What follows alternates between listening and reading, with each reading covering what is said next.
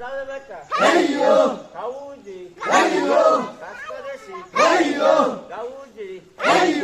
আষাঢ় মাসে নম্র জল শুক্ল পানি ফলাচ্ছল ছেলেরা সব সাঁতার কাটে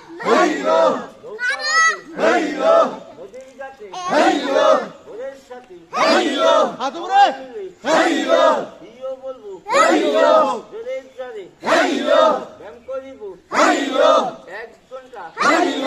ভালো থাকবো 3 ঘন্টা ব্যায়াম করিব সকাল 6টা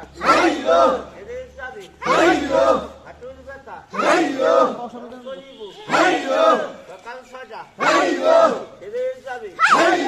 কোমরের ব্যথা ব্যায়াম করিব সকাল 6টা হেরে যাবে ঘাড়ের ব্যথা ভোরের সাথী সবাই মিলে সকাল 6টায় করে আসবে নাস্তা